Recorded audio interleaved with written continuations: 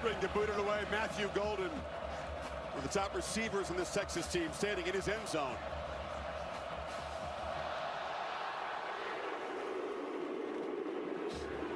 And he's going to bring it out. And looked like he tried to fake the ball across there. No one on the Georgia coverage team fooled. There's the season that Quinn Ewers has had. You can see pretty good with his completion percentage. Last 4 games, he's played some of his best football. Long throw and a catch on the side by Matthew Golden. They'll take easy access if they can. The impact player is brought to us by Burger King. Well, so much about Quinn Ewers. We talked in the open. It starts with Trey Wisner, what he can do in the backfield. 26. Matthew Golden leads a very talented group of receivers. Smile Munden missed the first game. Leadership and experience is big. And, of course, Jalen Walker, number 11. And ball right into the air. Golden goes up, makes the catch on the carom. And he's going to be dropped down. Getting a hand on it was that man, Michael Williams. It was a nightmare for the Longhorns in the first meeting. Well, great job by Michael Williams. And this ball came out, you know, after he started to take off. Watch him run with it, and then it comes out, and Quinn Ewers jumps on top of that football. Heck of a job by 13 once again, being a factor early in this game. Make a case Golden never had possession of that football. Yep. That would be incomplete in that case. That's right. And they'll stop and take a look at that. John Almond is the replay official. There is a difference where the ball be spotted for this third down play. I can't see him having control at all. No, he was running with it, but it was like he was trying to get control of it. He was in a lot of traffic. The ruling on the field is a catch, a fumble, and a recovery by the offense. The previous play is under further review.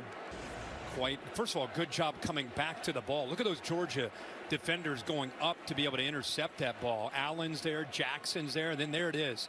Just kind of fumbling, rumbling, stumbling. Never really had it secured. Can understand why he'd be stressed out. I mean, a turnover here in the first couple plays, setting Georgia up. The last thing they need. Deja vu, yeah. And in heavy traffic, it's actually a good thing that he didn't hold on. Yeah. Goes back, what would it be, 3rd and 4 now? And they'll spot the ball, assuming this is ruled incomplete, up at the 17-yard line, so they'll make about a 3-yard difference. After further review, the pass was incomplete. It'll be 3rd down at the 17-yard line.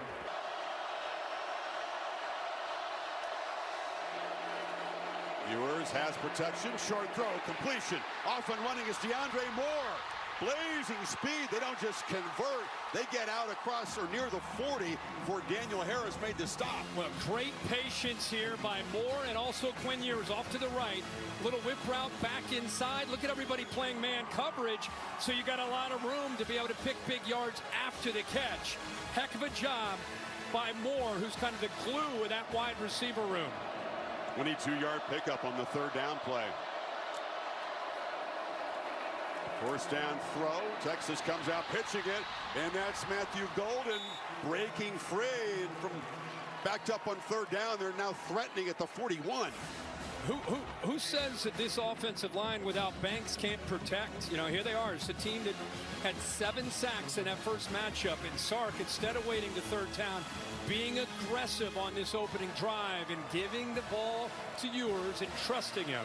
Here's to look at that veteran offensive line. Of course, 74, the redshirt freshman in for Banks. Off the play fake on 1st down. Ewers is being harassed, escapes, fights back to the line of scrimmage where Jalen Walker got him down. With Kelvin Banks not being in there, it's the first time one of the original starting 5 all season long has missed a game. They've been healthy and they've been dominant. Yeah, that's very rare. Stackhouse, 78, able to get through the back. That was a big problem in that first game. The backs did not do a very good job of protecting. A lot of movement there up front with that Texas offensive line, and nobody got their hands on Nazir Stackhouse. It'll go as a 1-yard sack, so 2nd and 11. The handoff left side. It's the kind of play they run a lot. And Travian Wisner has been so busy. Kirk, 59 carries combined the last 2 games. What a matchup here. Not just with Wisner, but that offensive line that you referred to, the experience that they bring to the table. I think they were embarrassed, to be candid, with the way that matchup went against the Dogs. I think they were anxious for their chance to come back. But I'll tell you, these first few plays, Nazir Stackhouse in the middle, a guy to keep an eye on, 78, the veteran. 3rd and 9 this time. Ewers, well protected, a long throw off the tip. It's intercepted. There's a flag down, but Dalen Everett, who had a couple of takeaways in the game in Austin, caught it off the carom there. We'll check the flag out. Isaiah Bond was the man who had a hand on it for Texas. Yeah, they're going to get a hold, I believe, on the right tackle. So this will hold up. Cameron Williams, the right tackle, 56. Illegal motion. Oh. Offense number 7. Penalties decline. First down. So Georgia, shades of the first meeting, a quick takeaway to snuff out the Longhorns' threat. That's a great job. They get away with a hold because the right tackle put his arm around the neck of a defender from Georgia. But you can see he's leaning towards the line CFL style there in motion. You can't do that. Then he doesn't secure the ball, gives up on the ball. And the guy who didn't is Dalen Everett. He does a good job. Look at his eyes, trying to find the football, never gives up on it. Fingertips bring it back into him, and a huge turn of events here for the Georgia defense. Much like the first matchup, the Dogs defense again getting the turnovers. And Carson Beck set up at the 33 with Trevor Etienne, who's really hasn't been himself for about the last 5 games. The first play is a pitch to the tight end Ben Yarasek, and having Etienne back, that rib injury, it's protected, as was mentioned, but can it withstand a hard-hitting game tonight? We hope so. Yeah, absolutely. Tough guy, been through a lot. We talked about how he got through some adversity. I think he comes in a very good mindset coming into this game. Going to have to lead this team and make great decisions, taking care of that football. Throwing the perimeter, and middle screen cutting back is Arian Smith, who's right near the marker. It'll be 3rd down at about a half yard. Here's the Burger King impact players when the Dogs have the football. I put Nate Frazier in there. Etienne at the time was a little relevant. Well, let's see. Hold on. Let's see what's going to happen here. They're going to go for it with up tempo. Back under center and trying to meet him right at the moment was Vernon Broughton. And the Longhorns say it's a stop. Number 45, who basically wrecked the Aggies offense last time out. Yeah, and Broughton, usually these interior defensive linemen, they try to submarine. Lowest man wins. Broughton, instead, watch him go airborne. He goes up and over. Look at 45. That's 300 pounds going up and over. And he was right. They did keep him short. Watch him at the top. Up and over the guard, and he's the one that ends up making a tackle. Is Kirby Smart, who's got the offense out there, really going to roll the dice in his first offensive series at their own 43? In a shotgun. Now you see they'll try to draw Texas off, and the play clock down at 0, so there wasn't an intention to actually gamble. And what a stop by Broughton as the Texas defense gets off the field, apparently. So they can't make anything happen after the interception. Now Brett Thorson, the excellent Aussie, he punted really well in the first meeting and really has throughout the season. Boots it deep, and Silas Bolden waves for a fair catch. And so far, Ewers came out throwing in that opening sequence, got up to a fast start before the interception. Now they hand it off inside. The Dogs are all over it, and Weiser's going to be dropped for a loss. Raylan Wilson made the play. Well, the linebackers are clean because of the defensive line doing their job, and it allows them to get downhill. Raylan Wilson, this group of linebackers, they rotate because they have Smile Munden. They're able to stay fresh, do such a good job, and it frees up Jalen Walker to be able to move around a lot more with Munden back. Two-back look, and they hand it off inside to Jaden Blue. Sarkisian says he's got to be patient with the running game. They were too one-dimensional the first meeting, but the Dogs are stuffing it. They really are, and this is McLeod. I mean, this Georgia defensive front, watch the effort and the strength right here. This is what you're facing. I mean, look at that. That's tough on Wisner, but really didn't have much of a chase. Hayden Connor that time, who I bragged on quite a bit last week at Kyle Field, that time got handled by McLeod up front. The big story of the game again last time was the battle at the line of scrimmage favoring Georgia. See if they come after Ewers on 3rd and 13. He launches from the goal line, thrown downfield to Golden. Golden snuck behind Malachi Starks. It's a huge play in the Dogs' territory. Malachi Starks with the motion. You'll see after they motion out, he gets a little bit caught. See 24, he needs to be able to help out on that play much sooner, and he was unable to. The run goes nowhere, so Keyshian will use tempo, of course, after the explosive play. Xavier McLeod in the backfield that time. Yeah, Daniel Harris is the corner. Last time we did this game, Humphrey was there. He's gotten beaten out the last few games, so he left the team. Harris is out there. And with the motion, he did not get hands on him to slow him down, so it made him easier to be able to slide down that line, the boundary there on the right side. So Starks over a little bit late, but it would have been helpful if Harris got his hands on a receiver. And the 50-yard gain behind the 6 on second down. Ewers over the middle, and wide open is Isaiah Bond, the former Crimson Tide player who was a serious problem in this game against Georgia last year. Well, the motion right here, just eye candy, can affect communication. Blitzing that middle linebacker frees up some room behind those linebackers. That is a staple of the Sark offense. Loving the play action levels concept and working that 15 to 18 mark downfield. Ewers pump fake and now launches wide open off the fingertips of Gunnar Helm. There are flags down. He had him and just threw it a little too far. It would have come back. That's offensive pass interference on Isaiah Bond. Watch him on the outside.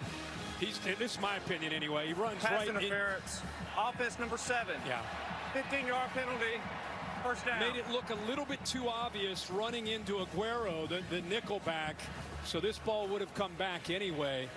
But when you play man coverage against Sark, you're going to get a lot of rubs. You're going to get a lot of screens, a lot of different things, mesh routes, anything he can to affect that combination of man coverage underneath and then what the safeties do behind that. So Georgia catches a break there. Devastating penalty. Offensive pass interference usually kills a drive. Creates a 1st and 25, like at the 36. And downfield, pitched into the end zone, incomplete. Golden, that time was pretty well covered by Daniel Harris. Well, that's going to be a battle at the line of scrimmage. Sark again.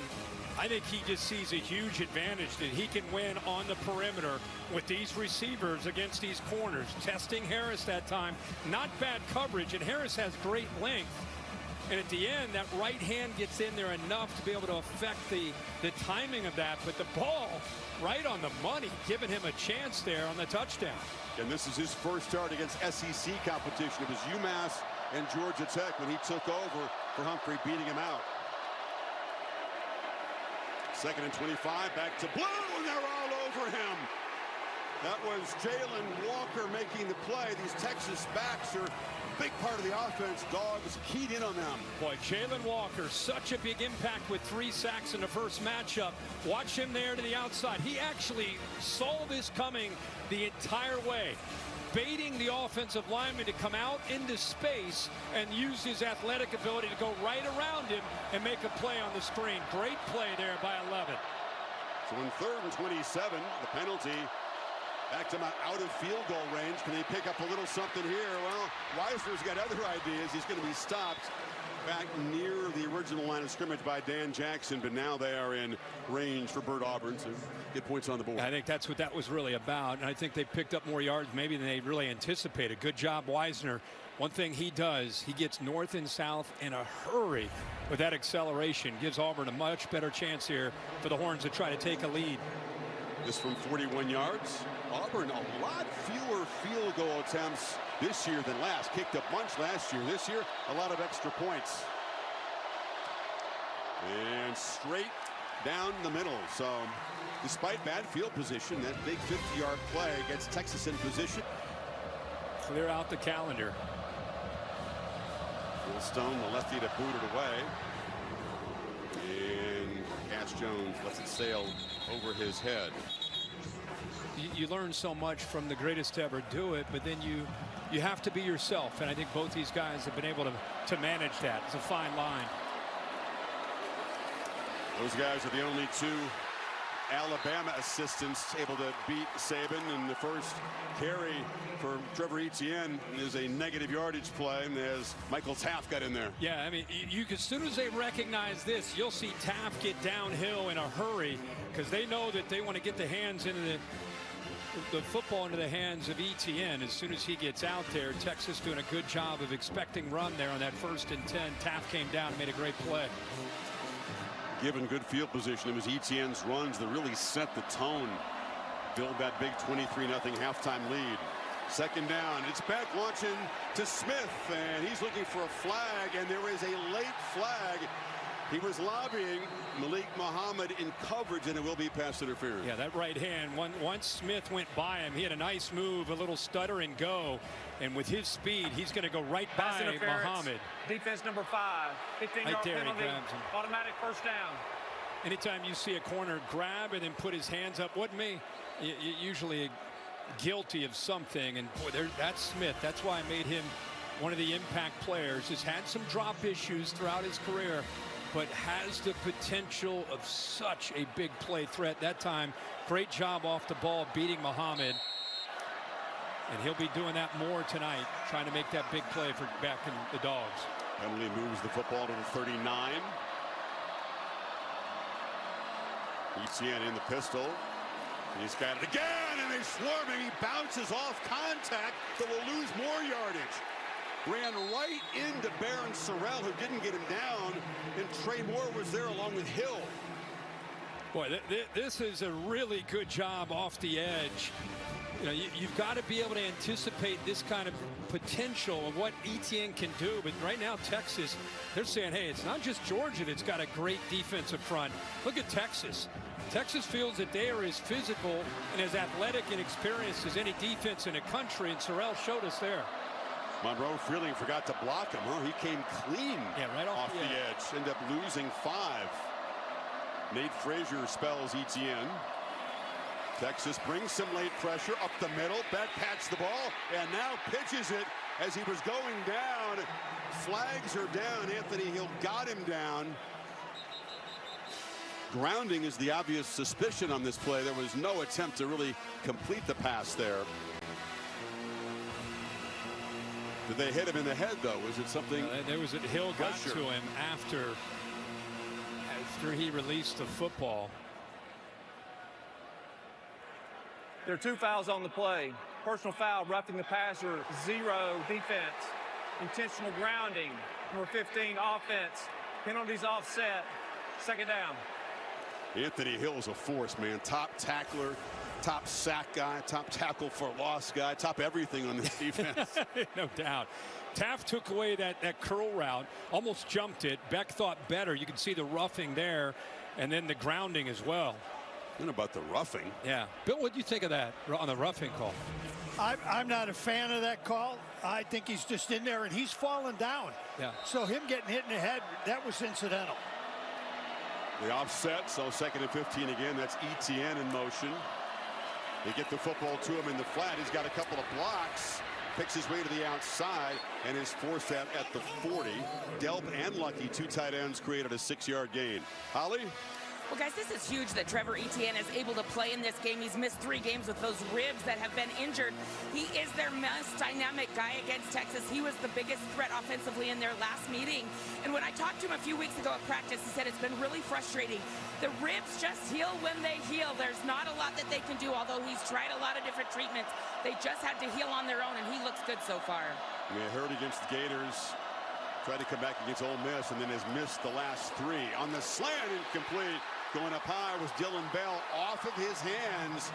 And the team that has more drops, Kirk, than anyone in the FBS has another one there. Well, I think he felt Makuba, the safety, starting to read this and does a good job of coming up fast enough. You see how he flashed driving down on that throw?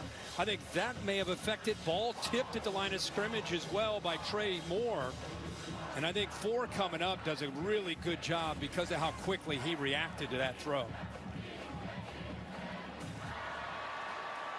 So Thorson on again. Golden standing at his 12. High, deep boot. And Bolden is going to let it bounce into the end zone. And Texas will have their best field position of this game so far.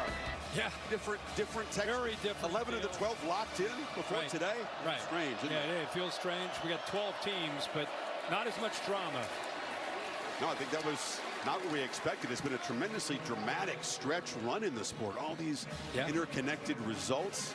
But now it looks like if Clemson wins the ACC tonight on ABC, they'd go in along with SMU. If they lose, it opens up a spot for another SEC team, perhaps Alabama.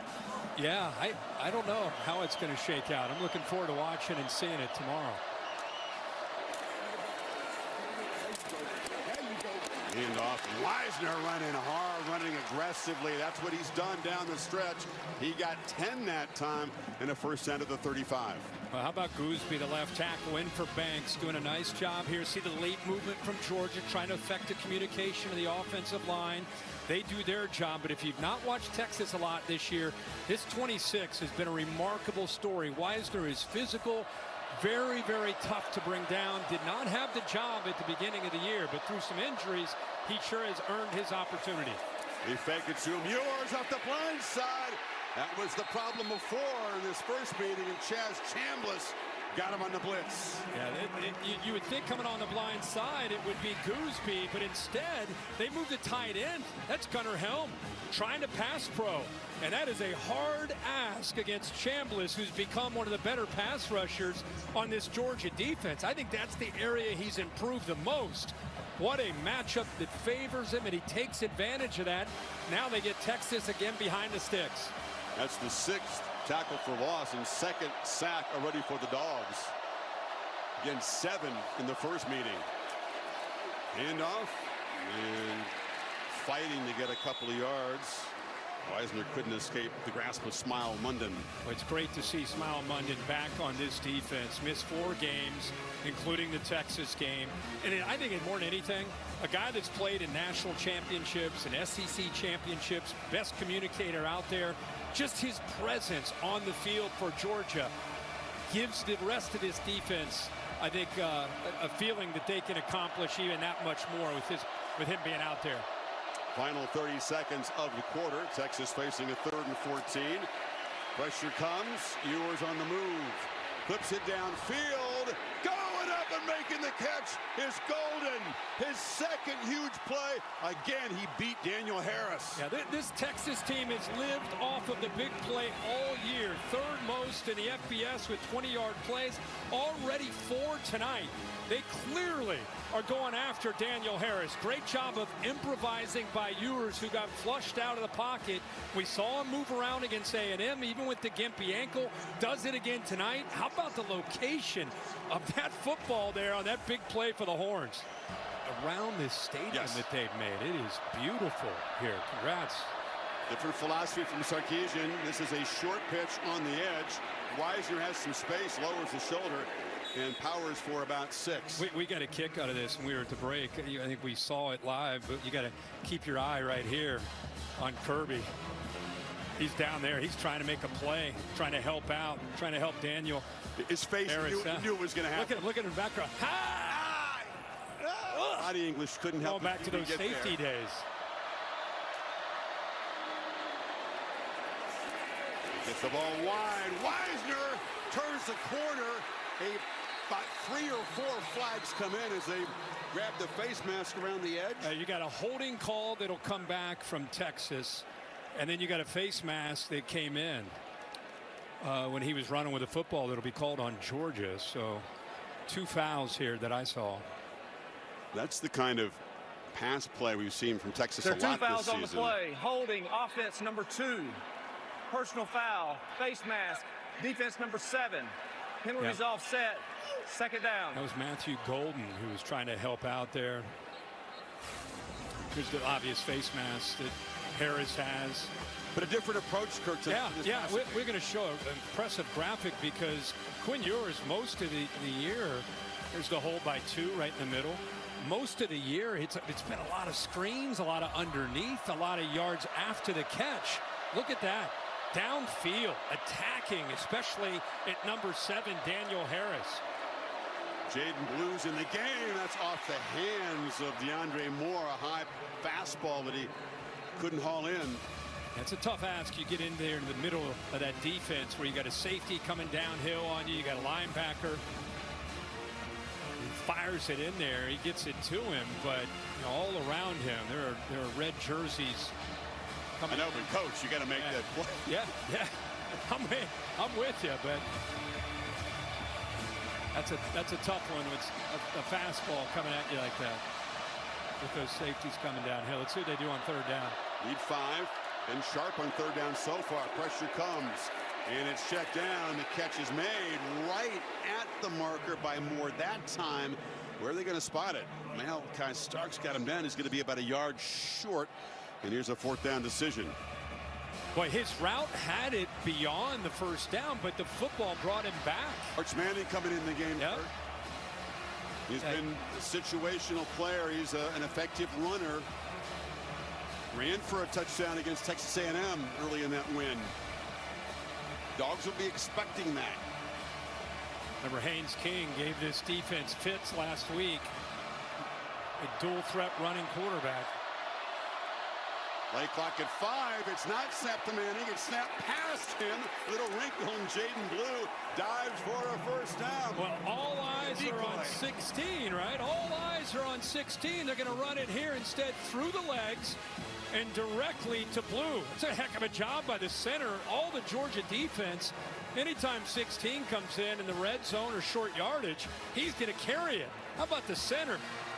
Jay Majors has seen it all in college football, and apparently he can also do this. Snap right through the legs. Heck of a job there. Good call by Sark. You're right. All eyes were on Manning. He might not be done for the night. This is Wisner bouncing it. We expect, with the ankle not 100% for Ewers, that Manning could play a role tonight. Flagging him down. Especially after Haynes King last week. That one's on Isaiah Bond. So these receivers on the edge against with the run game, they're locking up on some of these Georgia defenders. That one's going to come back too. Look at Sark, frustrated.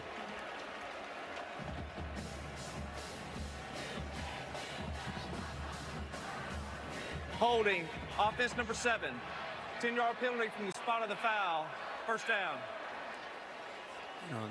Sark's a masterful play caller, one of the more innovative minds in a game. But there's 7. Starks goes in. He's just reacting to the ball carrier who's working outside. We've seen that 2 or 3 times now. Tough start for Bond. Had the ball go off his hands, Kirk. He's back in his home state. Buford, Georgia native. Penalty makes it 1st and 18. Ewers swallowed up by the pressure and dropped for a short sack. It closed down the edge, and then Warren Brinson came through the middle and collapsed the pocket. They have so many guys that can affect a quarterback. Here he is. They've moved him around because of some of the depth, depending on the down and the distance. And here, that's just good coverage downfield that allows that defensive front, Brinson, who's known more as a run defender, but has great quicks. Over the years, think about some of the pass rushers. They've had Jalen Carter, Jordan Davis, Jontavian Wyatt, Devontae Wyatt, another one.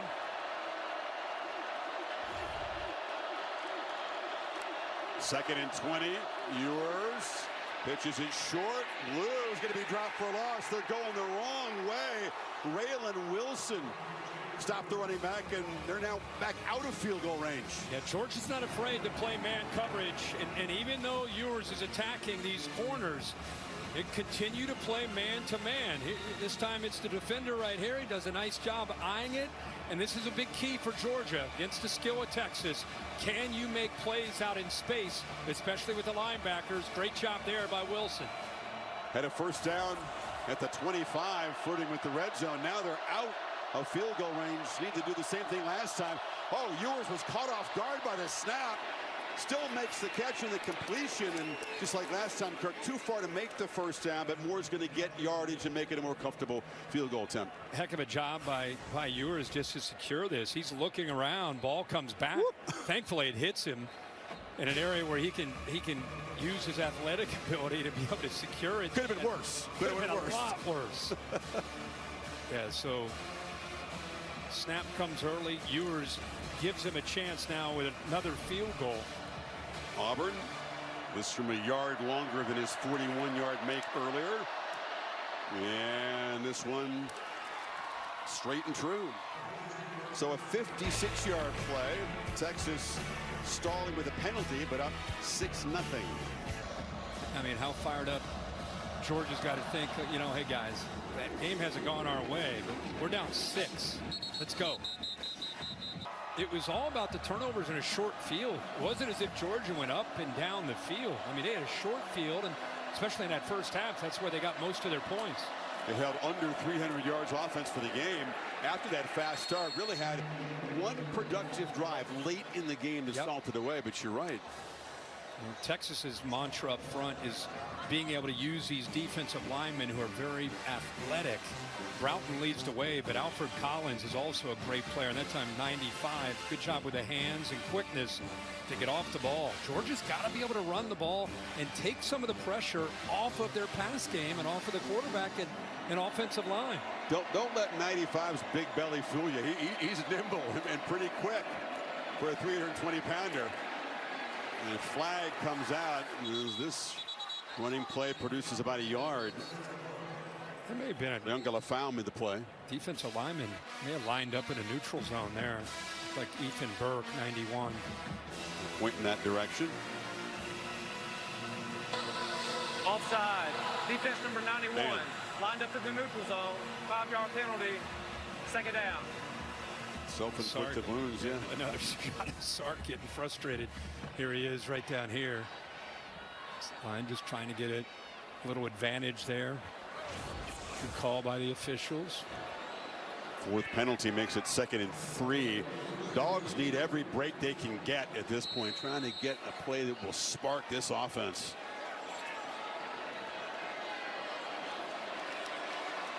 Texas playing up close to the line. They're not fearing downfield shots, but over the middle, harassing the tight end. Find a little spot in the zone there.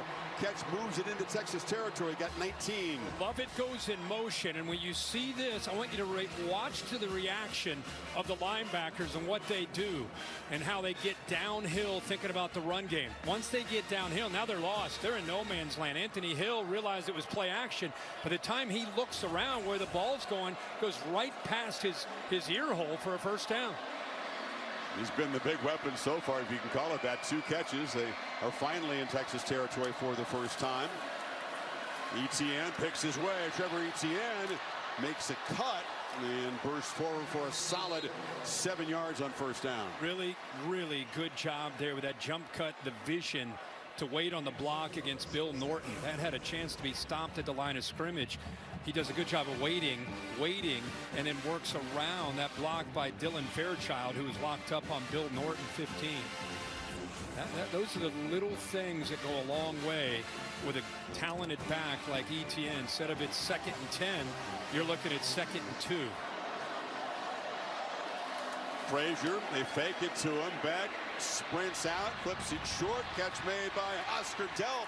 The tight ends heavily involved. Another first down gain down to the 31. Yeah, I just talked about the importance of this run game because it, like any offense, it opens up other aspects and it gets that defense being concerned about the run, and then you can get the play action game going. And we've seen the athletic ability of Carson Beck. He has no problem at all getting out on the edge and challenging this defense, especially when they're out of position. An easy throw for that first down.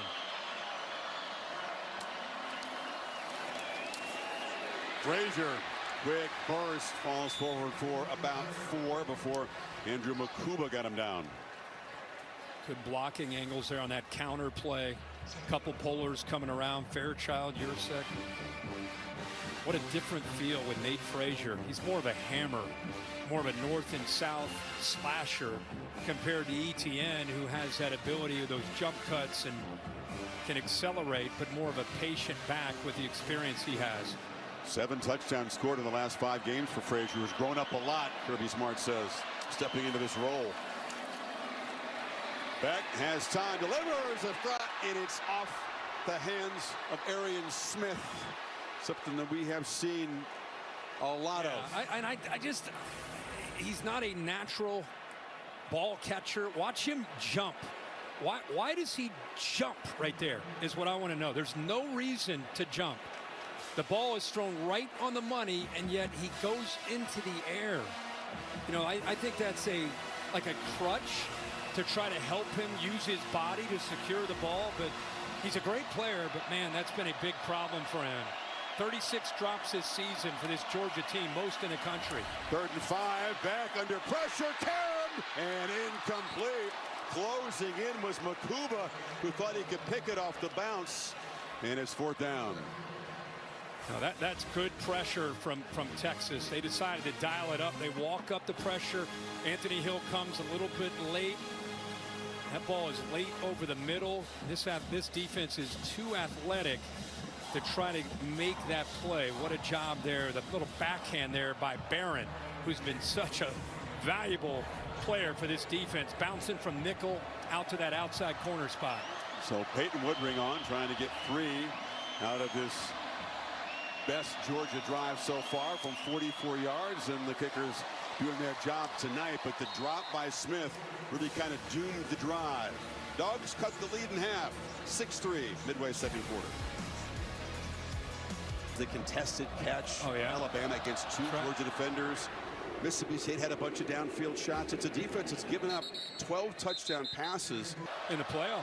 Look out for ASU. Where do you seed them? That's a question. Yeah. Sort of assume they might be the 12 seed, not so fast.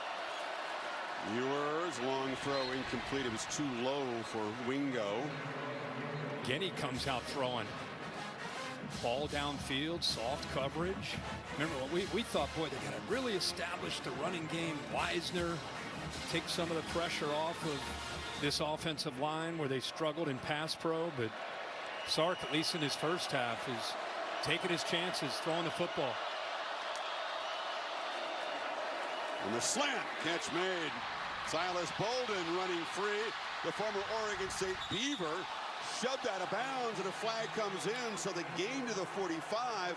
15 more moving into Georgia territory. What a job of just keeping his play alive by Bolden on that quick slant. Definitely a mistake, a mental error by Munden on the sideline. That's what Kirby's talking to. Remember I talked about how tough this is a tough catch when you get in here because of what's coming after you catch it. Look who he bounces off of. Unnecessary roughness. Number 2 defense. 15-yard penalty. Automatic first down. You know, I mean, he's well out of bounds, and that's your veteran who we keep bragging about the fact he's back in the game. Smile Munden. I mean, look at this. Plays over and just throws him. How about Bolden? We saw him make plays for Oregon State a year ago. Talk about a guy who's 5'8", 160 in the middle of all those big bodies. Bouncing off of Dan Jackson, who's as ferocious a hitter as there is at the safety position in the SEC. Just bounced off of him. Play fake on first down. Ewers long throw sideline. It's knocked away. Wingo got his hands on it, and Dalen Everett delivered the blow to knock it loose. Well, they use max protection with a couple tight ends. Davis and Gunnar Helm gives him enough time on 1st and 10 with that play action look, but unable to hold on to the football. Both sides having trouble holding on to the ball. Yeah, receiving course. Yeah. And that ball's easily caught out of bounds for a first down, but through his hands. 2-back look, blue motioning out, and Ewers down the middle and catching it and taking a huge shot. Jackson delivered the blow, but Silas Bolden, another big play. We just said that Dan Jackson's one of the more ferocious hitters in the SEC, and this is what we're talking about. And Chris talked about the size. He's 160 pounds taking that hit. He knows it's coming, too. Brace yourself, and then to hold on to the football.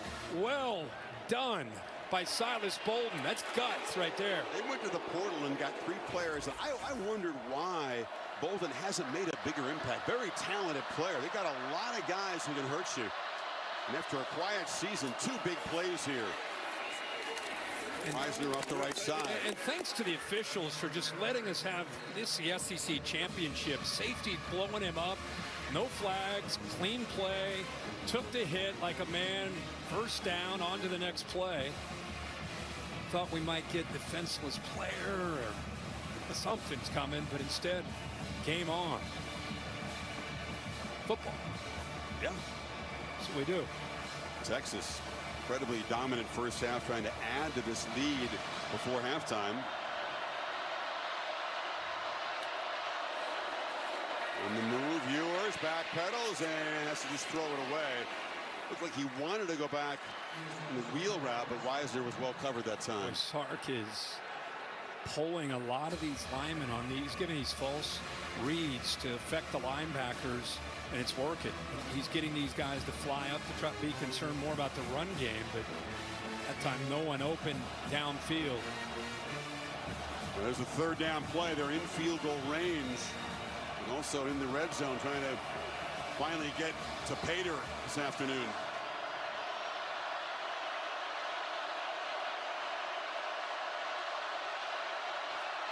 Three receivers to the left. Ewers is looking that direction, and now launches into traffic. Very, very lucky to avoid an interception by Daniel Harris.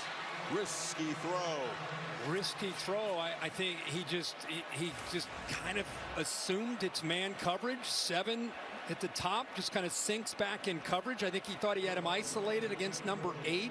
Instead, Harris sits back there. The ball, it's almost like he could have called a fair catch. It was right there to be had. He just drops it. Georgia fans screaming, wait a minute, we had a chance to end the drive. Instead, Auburn tries to go 3 for 3 in this first half. This from 37 yards, whistle before the snap. And it's a false start, so he'll get backed up 5 more. It'll be another 42-yard attempt. False start, 80, offense. You know, 5-yard penalty. Quinn Ewers, as down. good as he is, 33rd career start tonight, he does get fooled from pre-snap to post-snap. So now from 42. Auburn hooked it and missed it, and Texas comes up empty. Only 4:36 left before halftime.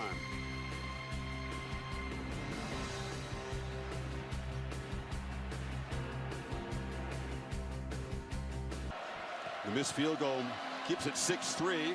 Dogs chance to turn around his half here. Chris, he sees this blitz, noticed it. Now, he might just be using it as a decoy, but he changed that play because feeling Barron may be coming. He ends up not coming. Hands it off to Cash Jones, who's just swallowed up and knocked down after a short gain by Ethan Burke. Yeah, he did a hard count. He saw Barron kind of showing that he might be coming, completely checks out of the play, goes to a run. They've been struggling on 1st and 10 tonight in 6 first-down plays, only averaging about 2 yards on 1st and 10. Puts them behind the sticks and more often struggles on 3rd down. They've not converted on a 3rd down yet tonight. Yeah, 0 for 3.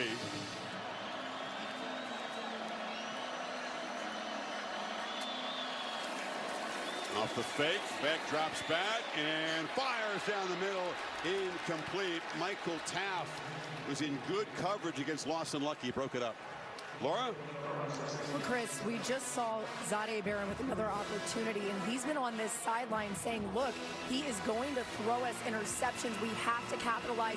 He was frustrated with himself because he thought he's missed a couple opportunities in this game. And remember, guys, he told us when we talked to him about the chess match with him and Carson Beck. A lot of respect for this Georgia quarterback and the way he sees the game. Beck started out 5 for 5, Laura, 4 incompletions since then. Etienne in the game on 3rd and 6. And Beck will launch downfield on the edge. 50-50 ball. It's broken up. Bell well covered again. It's Gavin Holmes down there, and it's 4th down. Punt team. Good coverage by the Texas defense. There's a one-on-one matchup, but good tight coverage there by Holmes, the backup corner. Watch the young freshman 11. Little move, little hesitation move, works around Freeling, and enough, I think, for Beck. That receiver's not open, but he had to get rid of the football. Good job of pressuring that time on 3rd down at his blind side by the freshman Simmons. The pass game continues to be dysfunctional for the Dogs. Another punt.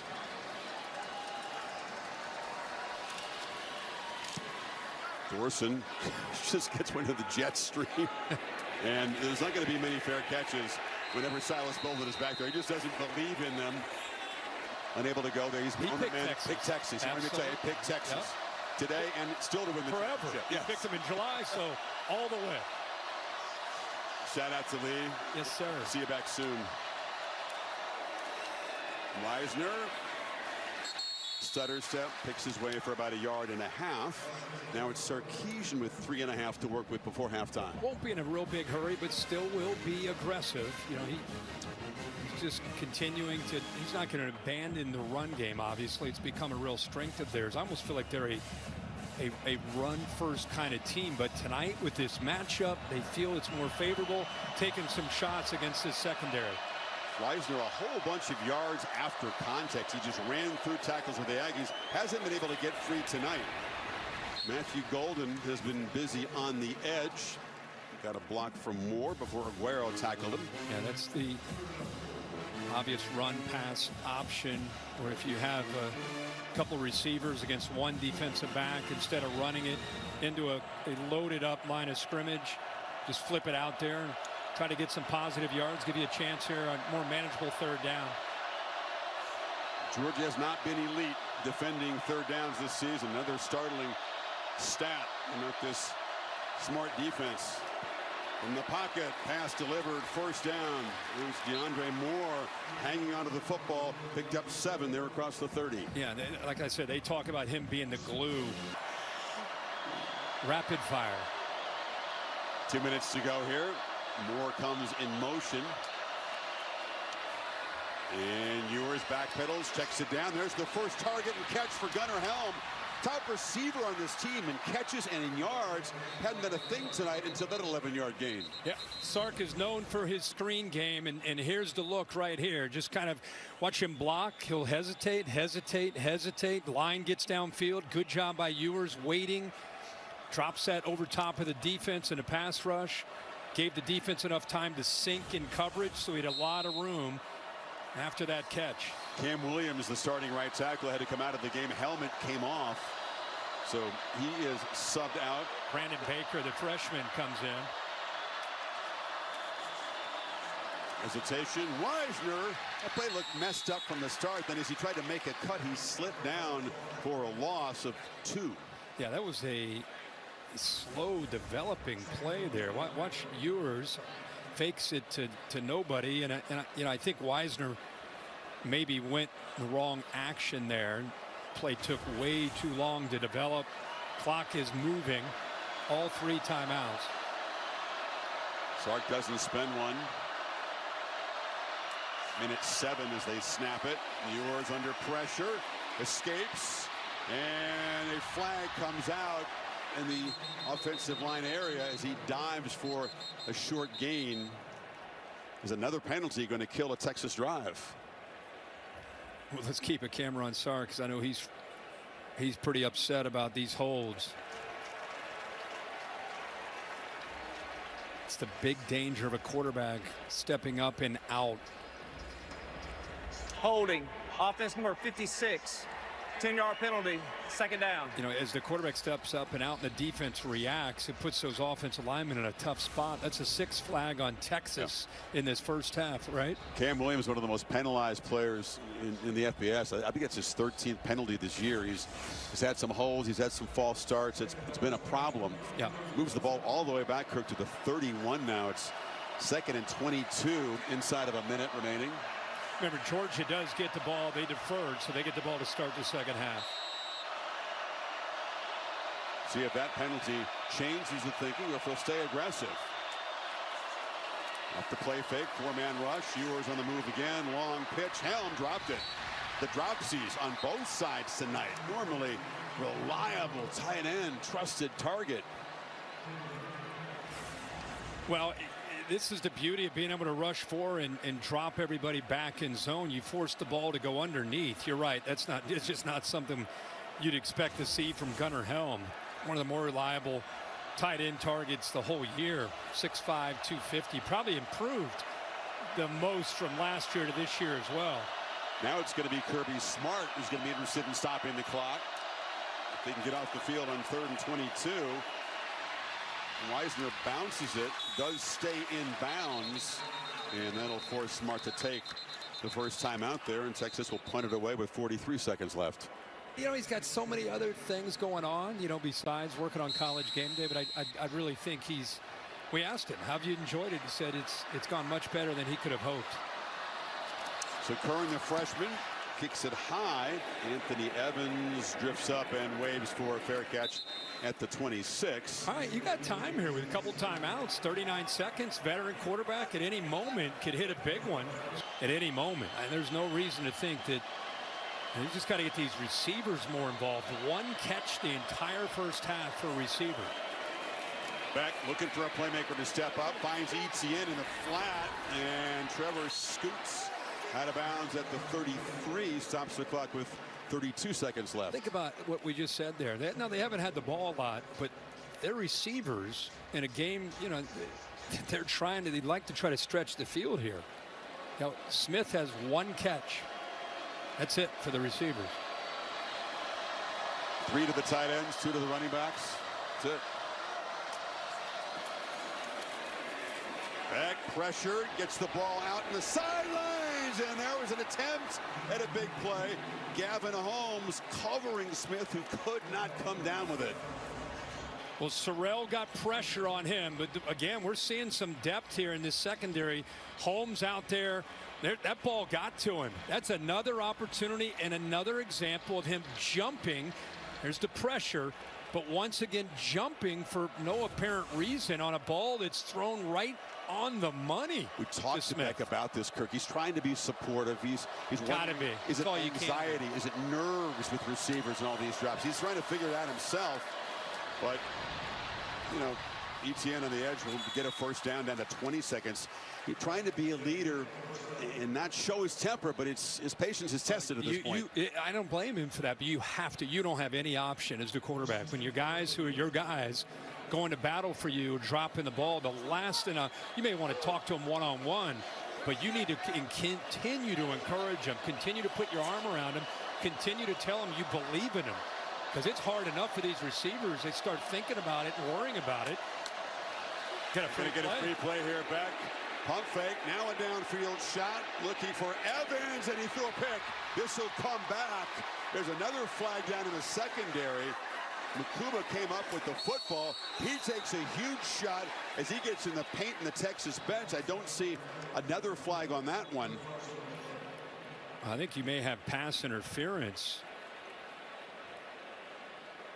So you had the free play. And then you're going to have pass interference as well. It leaves them just 8 seconds. They've got timeouts. They've got a little work to do even after this penalty is marked off to get in field goal range. Yep. Penalties, a big story for Texas in this first half. Offside, defense number 11 is declined. Pass interference number 9 defense is accepted. 15-yard penalty. Automatic first down. That's the 7th penalty, and it does move the ball to the Texas 47. So Beck, with one completion, can get in field goal range here. Yeah, here's the look at the interference. Holmes looks back a little bit late. By then, he'd already made contact, and the penalty had already been called. Hayden Woodring is solid in the opening game against Clemson. He booted his career long from 55 yards. So they're getting close to that with one more completion here. 8 seconds to go. Got to be very mindful of that. And Texas will spend a timeout on defense to plot here. 8 to 12-yard gain here.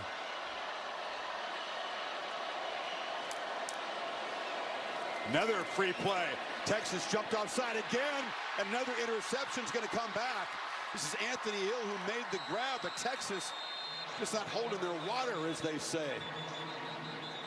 Well, you know what Sark's going to be talking about with this football team. Down to a second to go, so that is a factor, but man. Offside. Defense number 11 was on to the snap. It's a 5-yard penalty. We play first down. Look, by the way, you know, I don't know if he forced his throw because he had the free play. He's at the bottom right 11. So just barely a little bit of movement. Try to get a bunch of guys down to the end zone and heave it down there.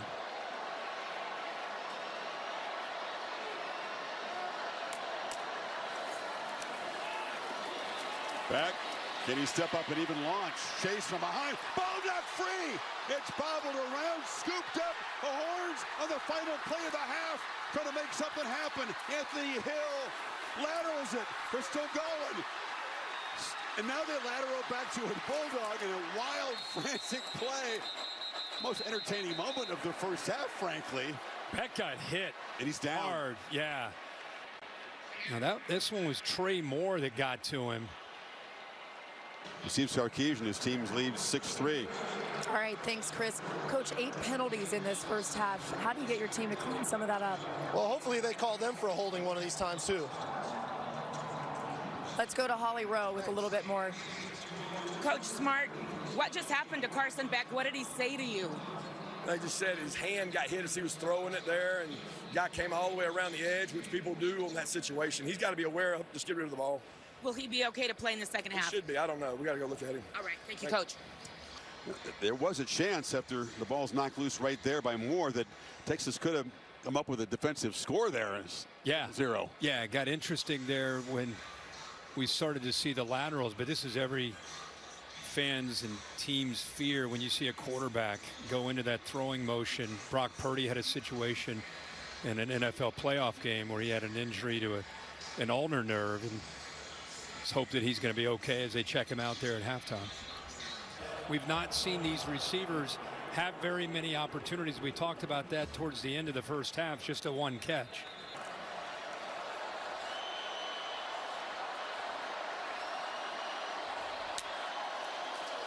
The other week, this is the first snap he's taken in the game, Kirk, and the margin is less than 21. He finds ETN for a nice first down gain. Yeah, really good block there by Oscar Delp. You know, anytime your guy goes down, there's a lot of times you could see the rest of the offense come around him. There's Carson Beck talking to him. You know, you get in that quarterback room, the main guy goes down, he's going to be there to help that backup up. But my point is, you lose your starter, your alpha, you'll see those linemen step up. You'll see the back step up. Let's try to help him out. Stockton on the move. Chase, welcome to this Texas defense, one of the elite groups in the country, if not the best. So it's a serious step up in class for Stockton. I'm glad you said that because, you know, again, we're concerned about Carson Beck. There's the look at him again. But I think what you just said is a great reminder for people that don't watch a lot of SEC football. This Texas defense, I know it's a low-scoring game. This is an elite defense that we're watching. As Chris said, if they're not the best defense, they're right in that discussion with the veteran group they have at all 3 levels. So with Stockton leading them, Georgia now faces an early 3rd down. They need 2 to get this drive going. Looking to throw for it. Stockton from the pocket delivers a strike, and it's a completion to Arian Smith, who had problems dropping the ball in the first half. Grabs this one for 18. They're in Texas territory. Yeah, Texas walked up to show pressure here, and then they drop in the flat. Nice job by this offensive line, creating enough time there for him to be able to deliver that throw. Etienne, short carry. That'll help get the heart rate down. Yeah, to back up the point we're making about Texas here, number 2 in points allowed, number 3 in yards allowed. They're the best defense in the country, yards per play, under 4 yards per play. Well, the other thing they do is they rotate another wave of defensive linemen into the game. Is that depth allows them to be able to stay fresh and play fast at the end. The most impressive thing to me is they don't give up explosives. They make you drive the length of the field on them, which is very tough for offenses to do without making mistakes. Second, Nate Frazier has a crease, runs hard, and comes up a couple yards short of the marker. 3rd and 2 again. Anthony Hill made the play. So at least they're in 3rd and very comfortable for the new quarterback. On that left side, they've been rotating Monroe Freeling, who is in for Ernest Green. And they've been playing both guys. Right now, Freeling back into the game. Had a nice block there to open that up. There's a look at Ernest Green.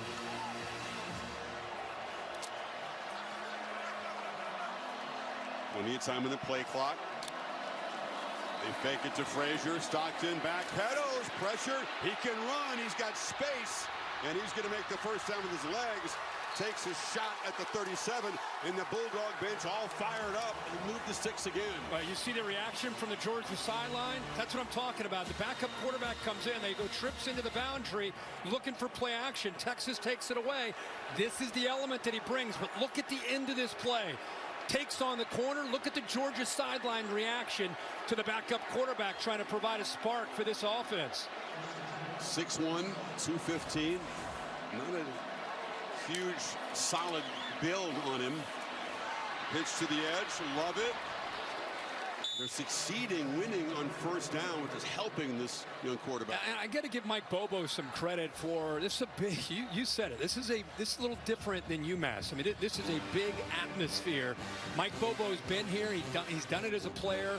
He's called a few plays to just kind of ease him into this game. A couple easy throws to be able to allow him to make an accurate throw and get into rhythm. Nice scramble. That's another way of getting those butterflies out of you. Stockton on the move again, and they close him down. He delivers a high throw, and the catch is made. Lawson Lucky went up. They're talking about it. It is ruled a catch on the sidelines. That was pretty fun. What a catch. Great ball by the kid on the run. Did he get the toe down? Oh, my gosh, what a play. Yeah. Oh, my gosh, what a play by Lucky. All of a sudden, they can look at that one all day. That's a completion. All of a sudden, as you suggested, teammates stepping up. No more dropping the ball. They're making excellent catches out there. And Lucky with that toe tap, 14-yard pickup. Ball's in the red zone all of a sudden. Well, I love to see after the catch, what an effort. Watch ETN. He wants to make sure the official sees it. And this is definitely a catch. Take a look at the AT&T clicker right here.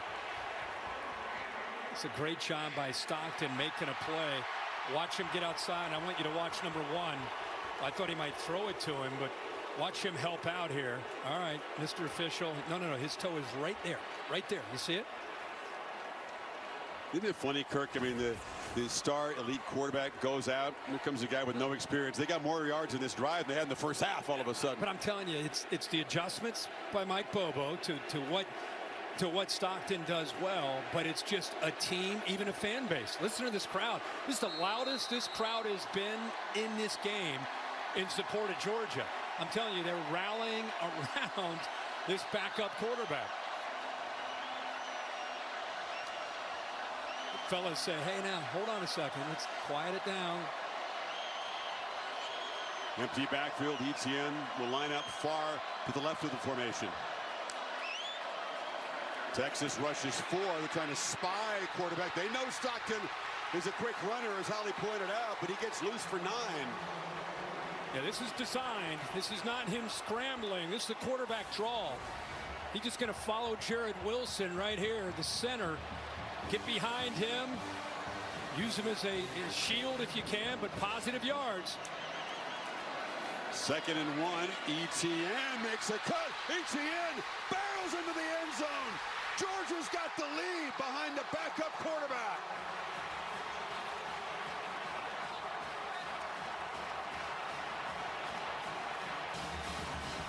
Chris, watch the block right here on the outside by Delp.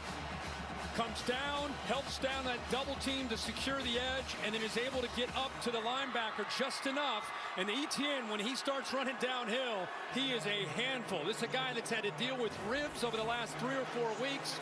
Had 3 touchdowns the first game in Texas and Austin, and provides a big spark along with this backup, Gunnar Stockton. What a different energy from Georgia. Which ended up in a fumble and a potential return by the Longhorns, but in the meantime, Gunnar Stockton has come in and directed a 75-yard, 10-play drive, and Georgia's on top. And meanwhile, Texas now facing some noise behind in this football game by 4. Ewers, long throw, right back to his favorite target tonight, Matthew Golden. It was a nice moment because only a select few can fully understand what goes into it. There she is, an advisor leaning in. Yeah. Everybody in this together. She said, we got this, we got this. Yep. Wisner Again, drop behind the line. Warren Brinson, such a physical run stopper. It's a 3-yard loss.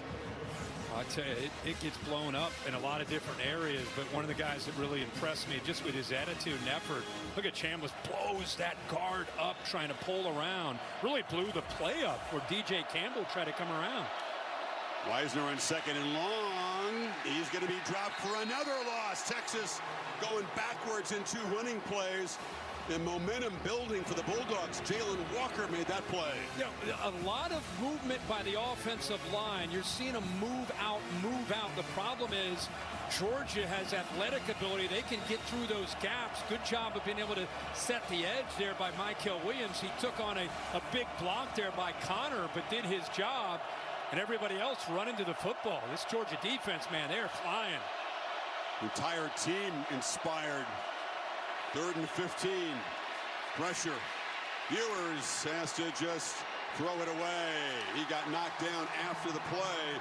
Pressured by Damon Wilson. And the Horns go 3 and out. I think Georgia, you know, in this modern era of college and pro football, I really thought potentially Damon Wilson with that follow through. Anytime you see the follow through on a quarterback, a lot of times that'll draw the foul. He let that one go. Smile Munden was there to kind of sandwich him. And you're right. This place is coming alive, and talked about it. The backup quarterback coming in, the touchdown definitely sparked Georgia, giving them some momentum. Texas shifting around and each side pointing at the other. The 5-yard penalty wouldn't get him anywhere near the first down. Yeah, you knew Texas might have to pay, Kirk, for not taking advantages of those opportunities in the first half. Led just 6-3, then or 6-0, then it got cut to 6-3. Now this place is alive, and Stockton's going to get the football back. He sure is.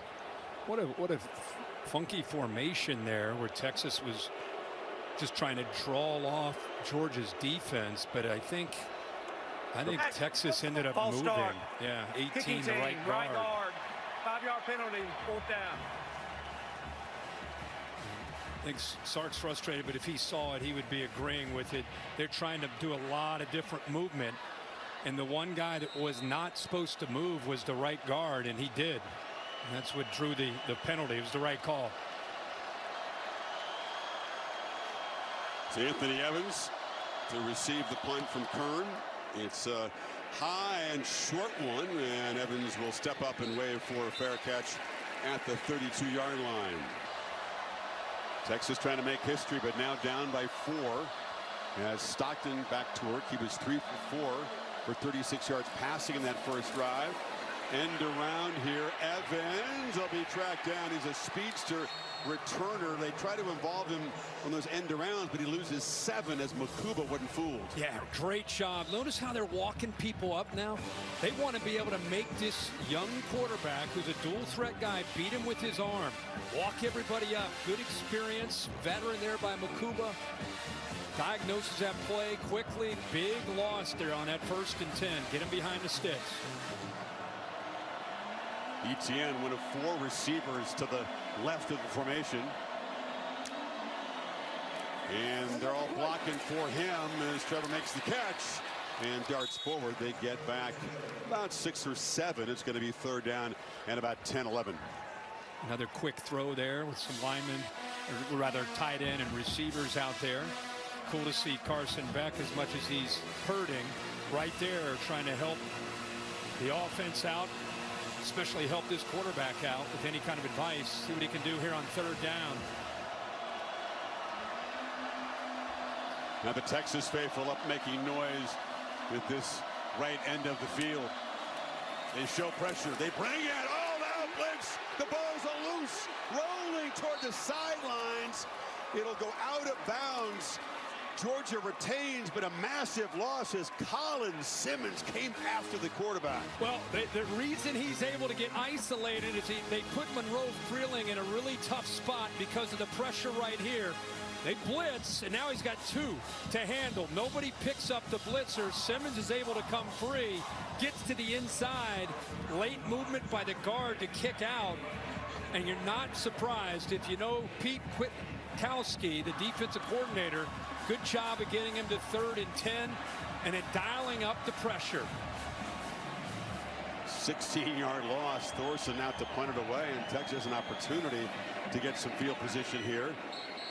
And a flag before the ball is booted. They did not get it off in time, so they'll back him up 5 yards. Delay of game, offense, 5-yard penalty. You're able to get pressure. Kwiatkowski has a lot of times without having to blitz, but man, that was an all-out call against the young quarterback. Yeah, you got it. There he is right there, veteran. Spent a lot of time at Boise State. Such a good coach, fundamental coach. Got a great unit, some of the experience. That time they responded after giving up the touchdown to start the second half. Defense got the big play on that 1st and 10, got him behind the sticks. That really allowed them to dial up that pressure. Thorson. And Bolden tries to get to the edge. Silas Bolden off and running. The speedster making big impact plays as a receiver and now as a returner. Horns will be in Georgia territory. Boy, once he got outside, they had an entire wall set up. So it's a great job here, utilizing his speed. Look at all those white jerseys setting that wall up for him. Huge yards into positive territory. Boy, he's got such sudden movement. Texas from the 39 now trying to finally get to the end zone, reclaim the lead. Play fake, Ewers across the middle, catch made by Golden. Matthew Golden has been the key guy. 7th catch tonight, picks up 12 more. Thorson's coming over to help out. Let's go back real quick. It got a little bit weird at the end. You know, it wasn't so much him hitting anybody. It was just a turf. He's holding that left leg. So right, it buckled. It was a non-contact deal. Sure looked like it, but a big play by Ewers on the crosser there on 1st and 10.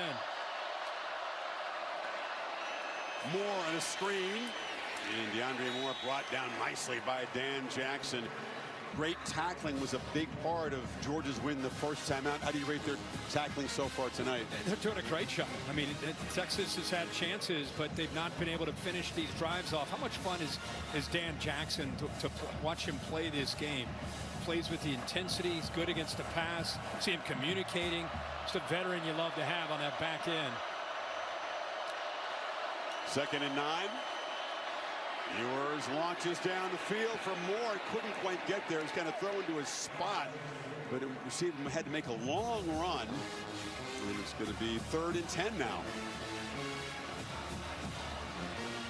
Kind of a low percentage. He's having a look to see what happened that time. But Texas, they're going to try to finally score a touchdown. Work to do here on 3rd down. They are in field goal range. Yeah, they've been averaging about 13 yards on these 3rd downs, so a lot of 3rd and longs. See if the Dogs bring pressure, Kirk. Jalen Walker is standing up. He's coming, and they got him. It's sacked by Damon Wilson. Walker was very disruptive early, and he's going to be knocked down back outside the 30. It's going to be a very long field goal try now. They walk him up here. You see pressure here, but it's the outside man to the right that ends up being able to make the sack because Ewers had to step up. That's a tough sack to take because it makes it going from pretty reasonable field goal attempt to pushing him way back here. Auburn was making him from this distance in pregame warm-up. This from 51 yards. He's 2 out of 3 so far. Drives it, and this one hooked again. So he's missed 2 wide left. Georgia all fired up over there. You could make the argument in their first matchup. What do you have? 4 punts, average of 54 yards, flip the field the entire game. They're among the best in net punting average this season. Etienne off the right side. Trevor Etienne is a crease, breaking tackles. It's a race down the sidelines. They finally angle him out inside the 20. Welcome back, Trevor Etienne. Nice job by the offensive line. Interesting, the corners don't even get involved in support. They're locked in thinking it's going to be a quick throw out there.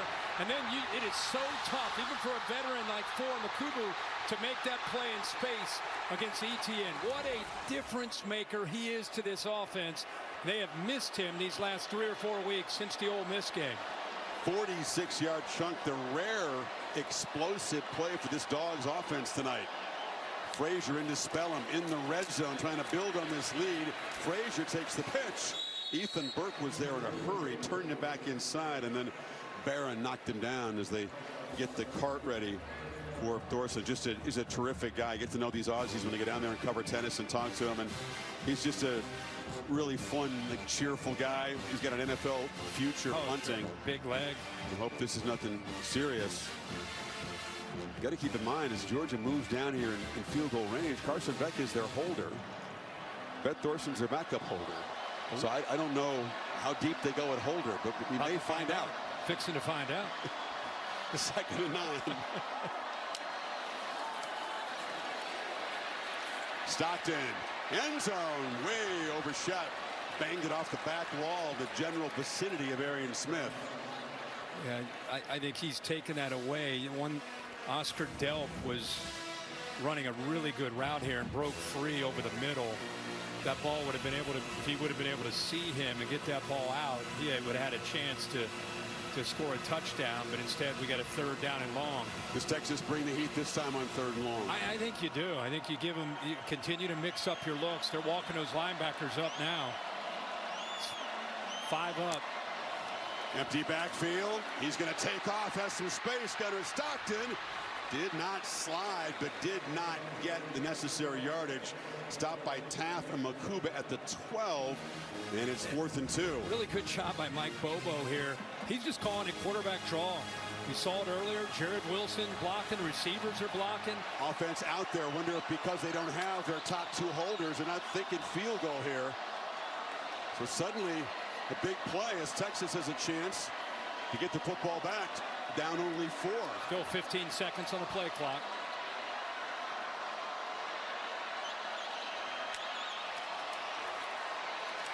Jones drives. Flag comes in late. Yardage is good for a 1st and goal, but it was right in the center of the offensive pit area. Sure was, right where that contact was. Kirby says hands to the face. Is that what he's saying? I can't tell. He's still doing it. He's doing it for a 3rd time. Yeah, he wants everyone to see that. Personal foul. It's on hands Brown. to the face. Defense number 45. At the distance to the goal and the end of the run. Automatic 1st down.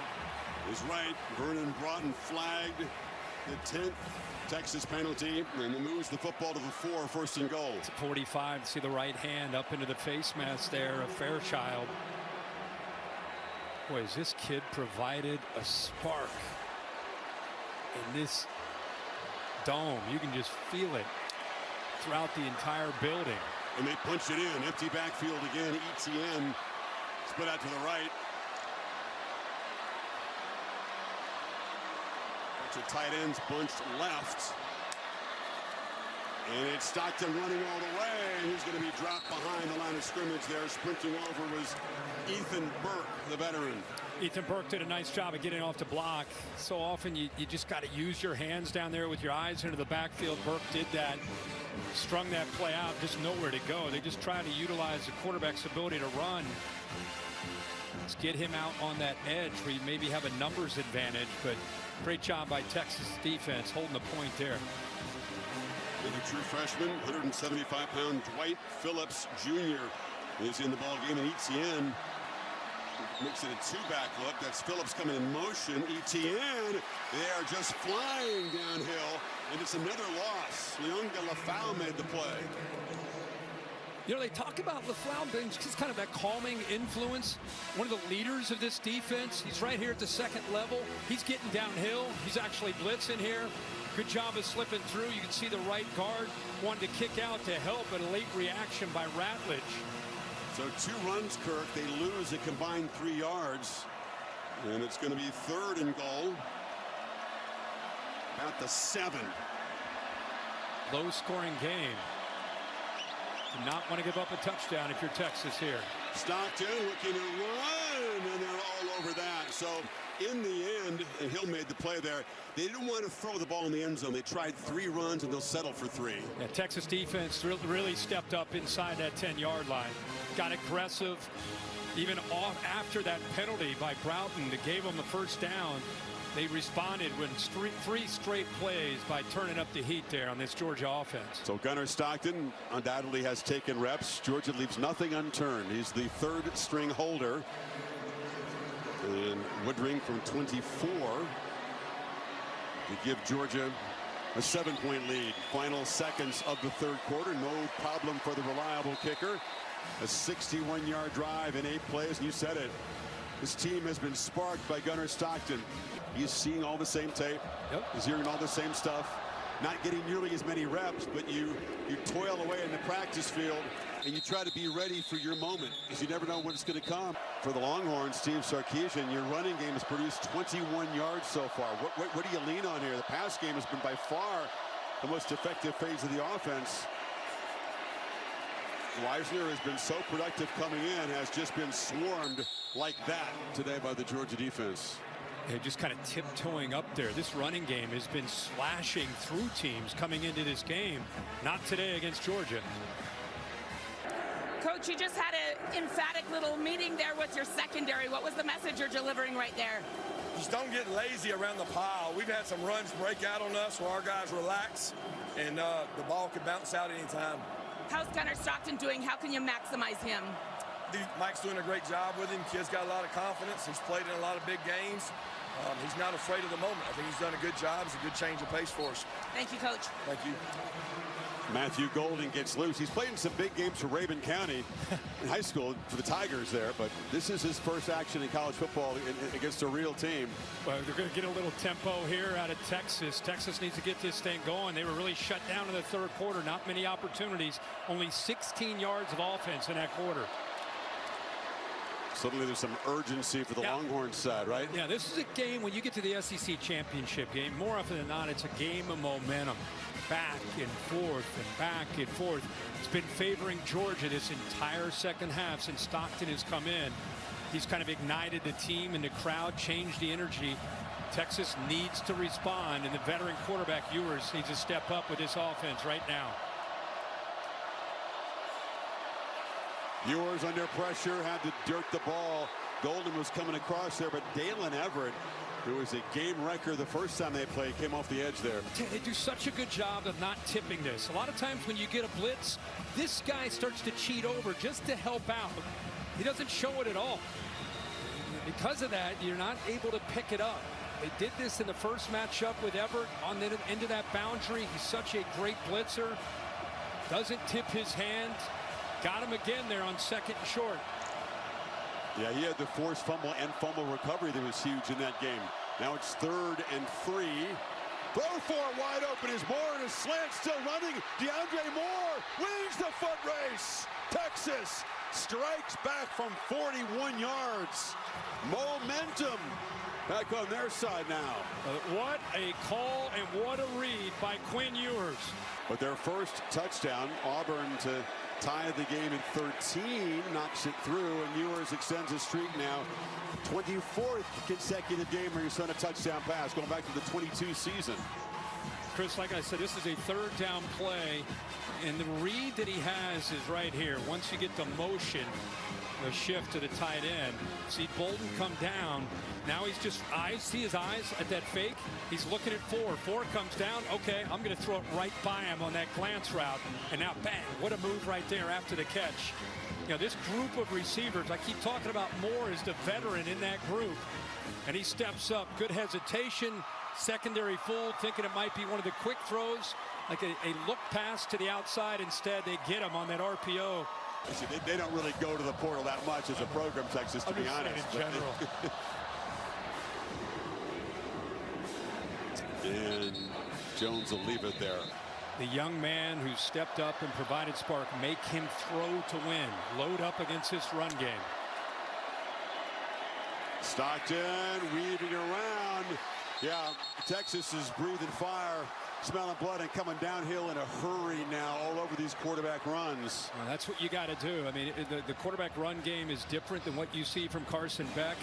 Kwiatkowski, the defensive coordinator adjustment is to have the eyes in a big backfield, and instead of just worrying about ETN running the football in the pass game, you want to get this guy behind the sticks, which they've done now the last couple series. Again, a loss there on that 1st and 10.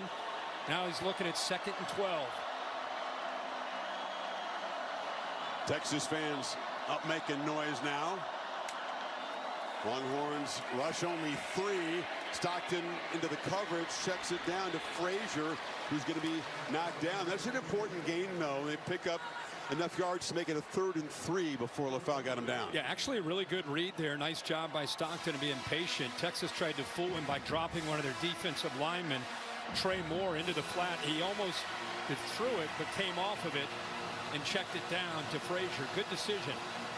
See what Mike Bobo likes here, trying to get this drive going, keep Texas with the offense suddenly on fire from getting the football right back.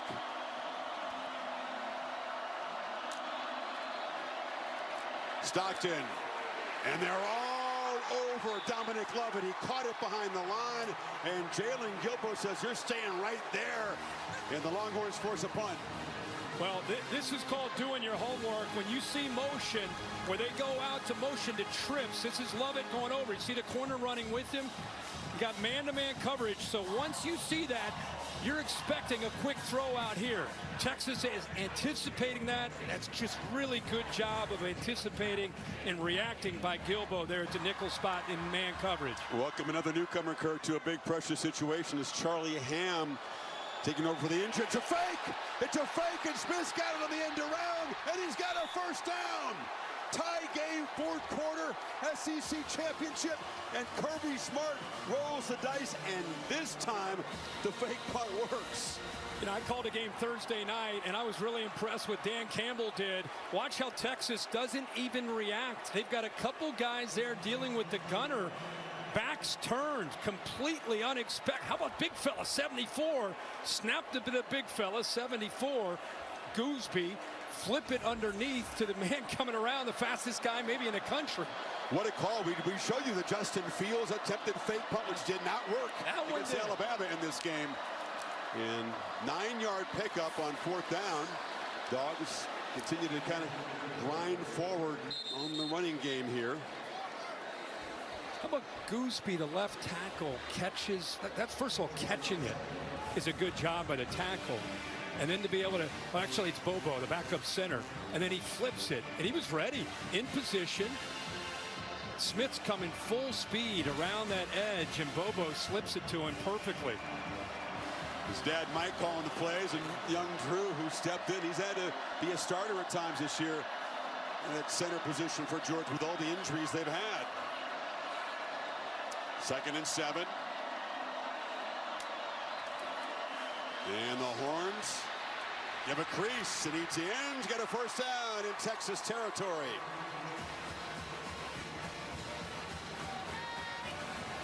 Man, the intensity's come up like 3 levels here. Yeah, in no 15 doubt minutes.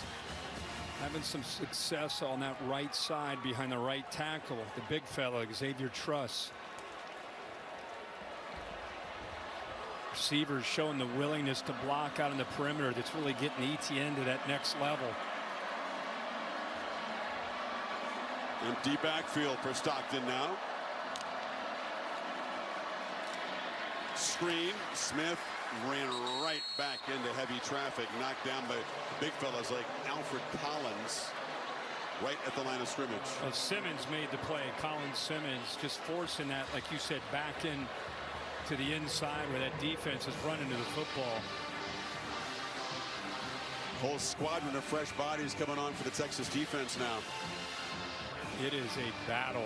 Remember, these two teams played in a rivalry game last week. Spent a lot of emotion, in Georgia's case 8 overtimes against Georgia Tech. Here they go again a week later. Stockton complete. Smith holds on that time, picks up about 7. Oh, that ball. It was a dart. It was a dart out early. I mean, you're throwing that back into the boundary. He doesn't have a lot of room, so you do have to get it out early. And that's Smith, who's been struggling catching the football today. That time, even that one was a body catch, but at least he held on to that one. Texas continues to get fresh bodies on for this third down play. Stockton and company need 3.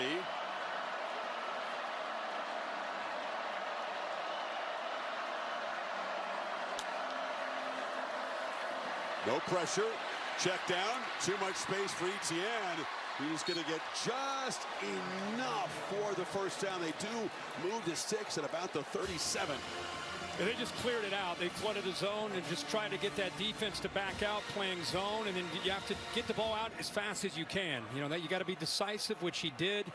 And Etienne is so well known for what he can do in space. But good job of letting those linebackers drop in coverage and then getting it out quickly. Georgia now inside of 8 minutes to play, getting close to field goal range for Woodring. Reverse. Evans lost the ball, fell on it, got very, very lucky to avoid a crucial turnover. Yeah. Chris Benda looked like he knocked that out, just chasing after the football. Right hand gets in right there to knock it out. And you talk about the break of the game. Look at all those white jerseys. Bounces right back into the chest of Evans. Got a remarkable, Kirk. That's the 19th fumble this season for Georgia. Only lost 5 of them. The lost fumble by Beck at the end of the half. So they've been a little bit lucky or attentive. Well, he's attentive right now, listening to Kirby. Picked up 5.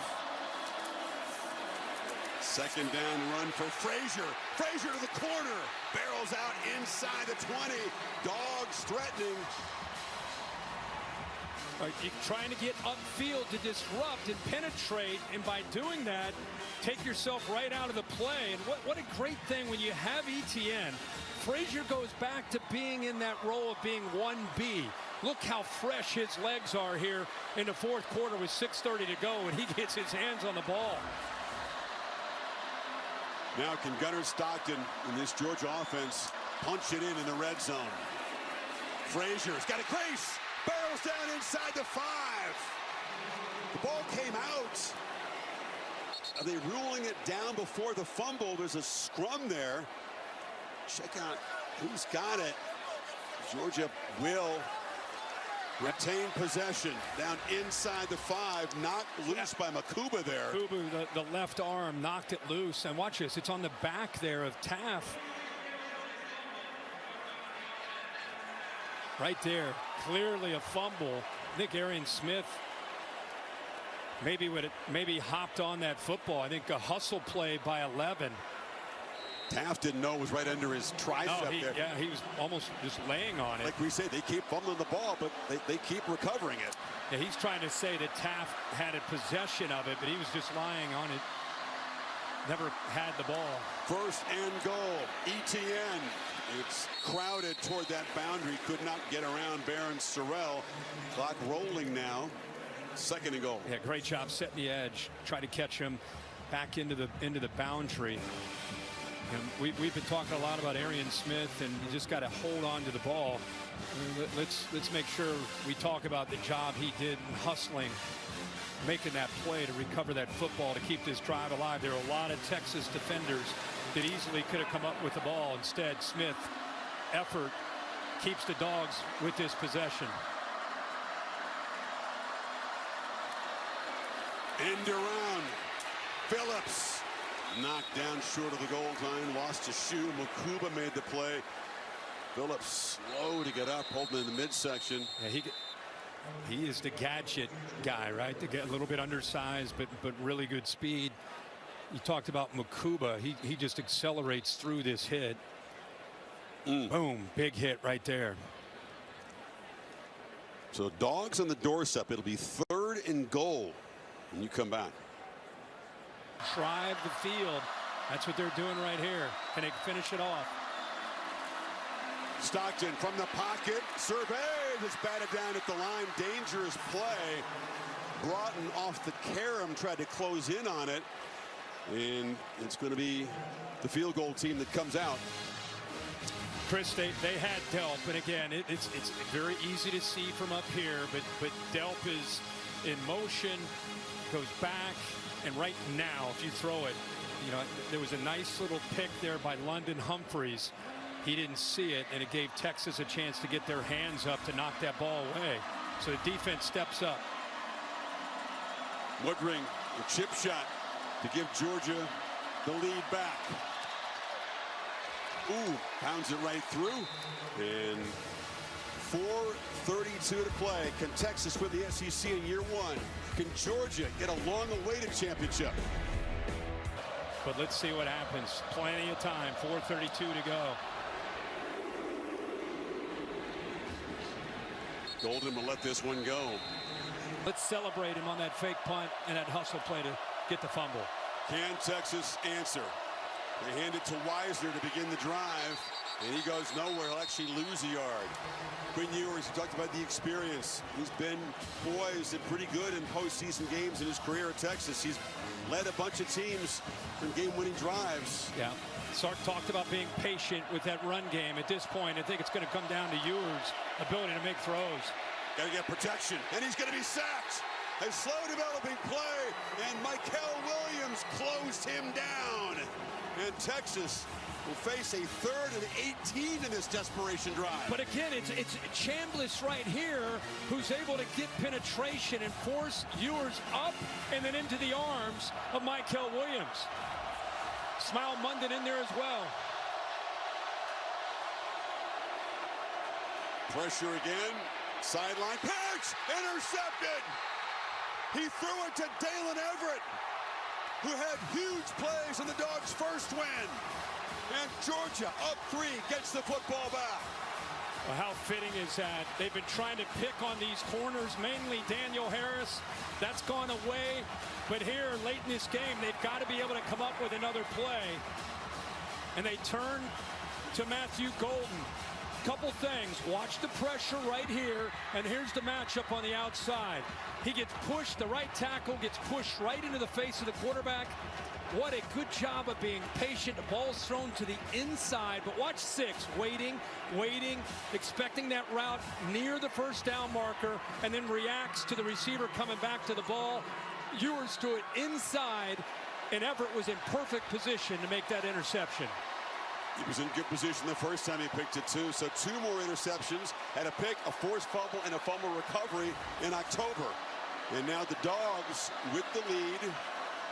And 3:36 to play, set up inside the Texas 30. Etienne off the left side. Well, now it comes down to the Texas defense. If obviously a touchdown goes up on a board, this one's over more than likely. And if Kwiatkowski, the defensive coordinator, can get his guys to rally one more time and force a field goal, could still, with 3 timeouts and a 2-minute timeout, could still be in a position here to get the ball back to Ewers, down 6.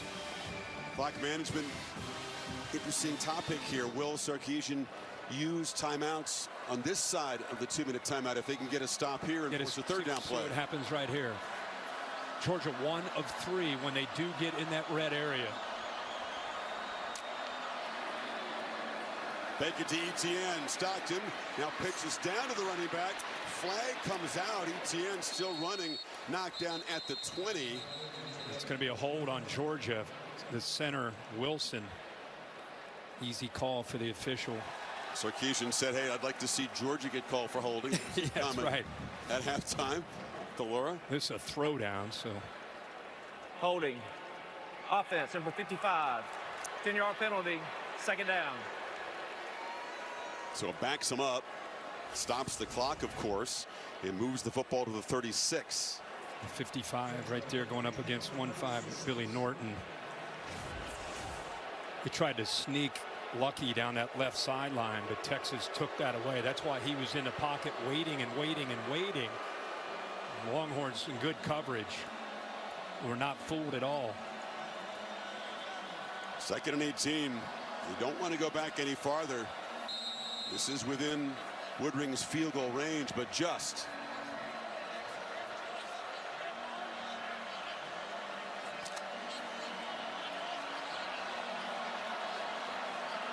Frazier's the back. Evans motions across. Single coverage on that side. And barreling downhill to the 31 and setting up a 3rd down and long. And like you said, there's Texas using one of their timeouts right now. It helps so much after that penalty.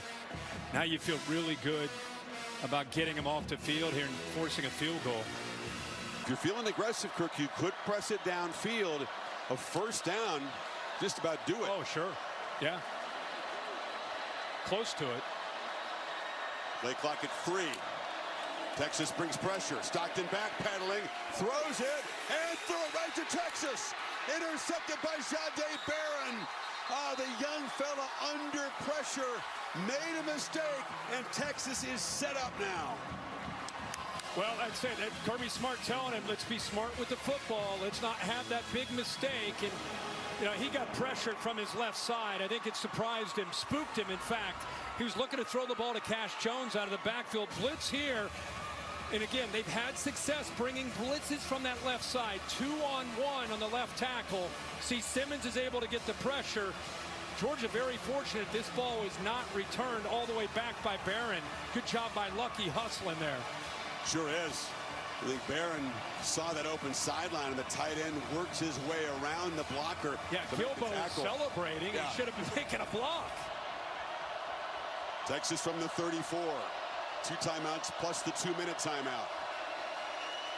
Ewers flips short. Wisner has blockers and hammers forward for a 1st down at the 45. Picked up 11. Keep in mind, Ewers in 2 games. The one earlier in Austin, the one tonight combined. 12 sacks and 5 turnovers. Still have the 2-minute timeout plus the 2 timeouts that Texas has remaining. With that in mind, Kirk, they run the ball to Wisner. They're ripping at it. And he's stopped for about a 2-yard gain. And looks like this will take it down to the 2-minute timeout. Texas on the move, trying to force overtime or win the SEC in their 1st year in the final 2 minutes in Atlanta. The championship and a 1st-round bye goes to the winner. Think about the rest you can get by having that bye. That's enough incentive, just that. Both teams could use it. There's a whistle and a false start before the snap. Just when you're trying to build momentum in this drive. False start, offense number 56. 5-yard penalty, 2nd down. It's Cam Williams again. He's been penalty prone. We've talked about it, and that's the 11th penalty for 94 yards for the Longhorns today. It's amazing when you consider that the missed opportunities in the plus territory, that they have the ball with a chance to win this game. Down 3.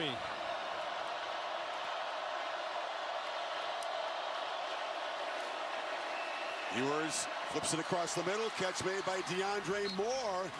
And the speedy receiver knocked down in Georgia territory after a 10-yard gain.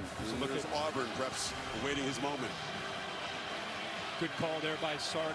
Mesh concept, meaning a receiver on the right, receiver on the left, kind of come together, creating traffic for the defenders to have to work through. Nice catch again by Moore. Got to get 2 plays.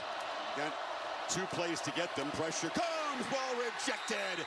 And that was knocked down by C.J. Allen on the blitz. And it's going to come down to this 4th down play. Well, here we go, man. What a job here of utilizing a blitzer from here. And watch how he works around from the right side. Comes all the way around. 3. Boy, he's a good blitzer. C.J. Allen having a great game. 1 stop. Sark stands between Georgia and an SEC champion. Sark against Kirby on this call. Save your best for right here.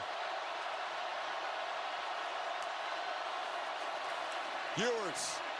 Catch made by Moore. Nice route. Came in, cut out, and that ball was on the money. 1st down. Yeah, he actually motions in. Look who they went after. Daniel Harris, who's on an island. What a route by Moore by selling that. We just talked about the mesh where you go underneath. He showed that and then went the other direction. Beautiful timing Now in a slant, Moore makes this catch, and all of a sudden Texas cooking at the 35, 9 more yards. Yeah, between Matthew Golden and DeAndre Moore, that has really been his targets tonight so far. Wisner running left, makes a cut. Yeah, it's enough for a first down inside the 30. Clock stops with 54 seconds to move the chains. As limping off there is Isaiah Bond to the sideline. Yeah, I think his own man, Wisner, running the football there, just kind of rolled up onto Bond. Georgia rotating, have time to rotate because Texas did. And now Georgia will spend a timeout on defense. 39 seconds to go. You don't go away from it, but you want your quarterback, he's got to be smart. That's Matthew Golden when in motion. He goes deep. Ewers instead lobs it to the left for Wingo. And out comes a flag. Interference in the end zone as Dalen Everett, who's had some big plays tonight, flagged that time. Yeah, right on cue. We're just sitting here talking about, are you conservative? Are you aggressive? Go after the corners. He's been doing it all game. 15-yard penalty, automatic first down. Yeah, and I think he does a nice job of looking for the safety. Dan Jackson came down, so created a one-on-one matchup. And Everett just gets behind. Ball is underthrown. And so once he gets behind and the ball is underthrown, you see Wingo, the freshman, working back to it. And a no-brainer call there for the official. Actually a smart penalty in college, so you take the 15-yard. Yeah. NFL that's down at the 2-yard line. Yep. So instead, Texas, a first down in the red zone. Pump fake. Ewers will be sacked. And now Sarkisian will have to spend a timeout, taking a sack there.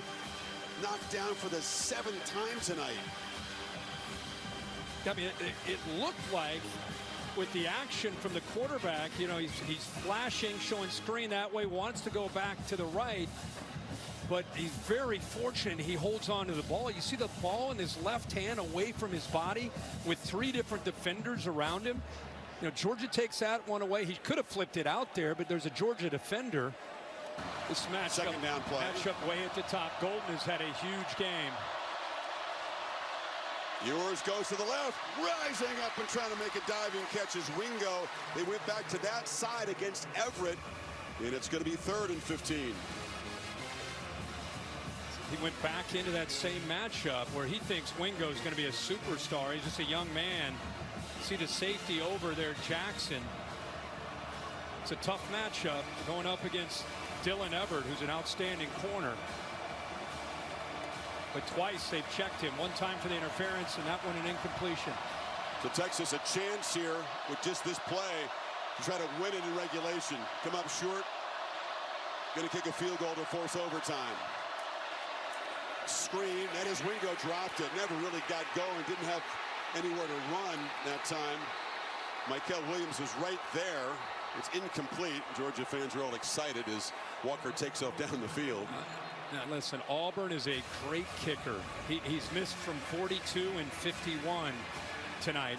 Wingo never has possession, really had nowhere to go. Nope. With Michael Williams out there. We talked about the chess match. Smart's defense and Glenn Schumann all over what Sarkisian called that time. Auburn comes out. He's got a good pedigree under these pressure kicks. When it comes to game time, game-winning field goals in the last 2 minutes or in overtime, I'm just reporting the facts. He is 4 for 4. Right. Georgia ice him here. Kirby call a timeout. Yeah, he already did. Yep.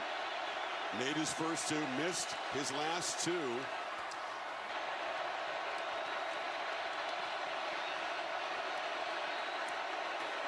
No problem with Auburn. Looks like a guy who believes in himself in pressure kicks. That was really impressive. There's still power and collective pride in college football. Yes. There's a lot of different things, but that hasn't changed. And when there's a championship to be won and a trophy in the building. I'm not in practice to know this kid and who he is, but it looks like they're going to run it.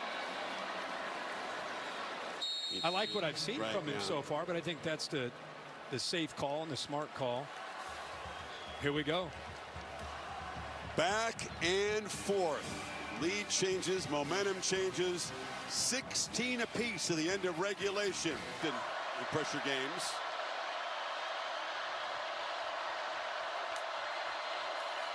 Keeper Manning shows the strength. He's not just a fast guy. He's got power. 225 pounds, picks up about 5. Yeah, I think he's coming off the field now. I think he spends a lot of room under that squat rack too. He is a big, strong man. You saw there. He lowered his shoulder. We saw it last week in the A&M game.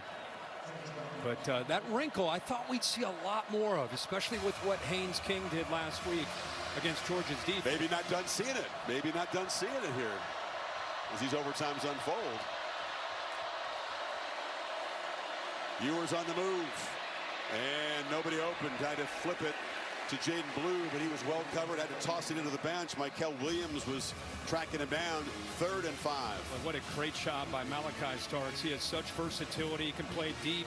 This time his instincts come in handy. Saw 23 back there with Wisner. He knows that he's a threat out of the backfield. Took him away. All Ewers could do is throw that one away. So you got Golden and Moore on the right side of the formation along with the tight end Helm, and now Moore motions over to the left slot. Ewers on the slant, caught, first down inside the 15. Squeeze it into a tight window to Wingo. The reason he was yelling to Moore to get over there, he wanted that double slant look, which he got, which opened it up for Wingo. What a job Wingo does as a true freshman. What a catch. Georgia is going to spend a timeout. You have a timeout to use in every overtime period. First down play.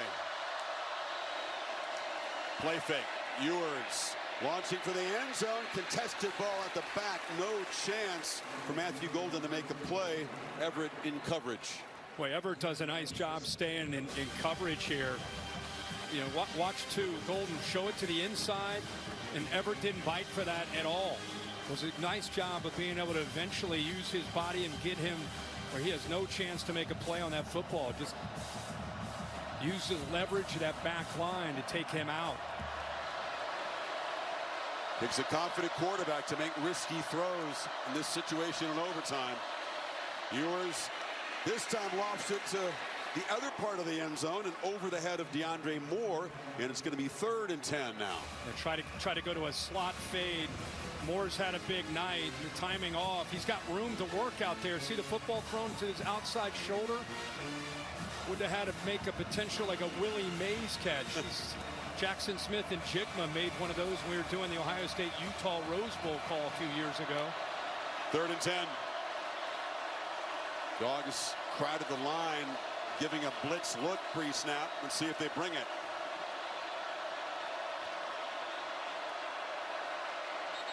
And Sarkisian will use his timeout here in the first overtime to discuss this 3rd down play.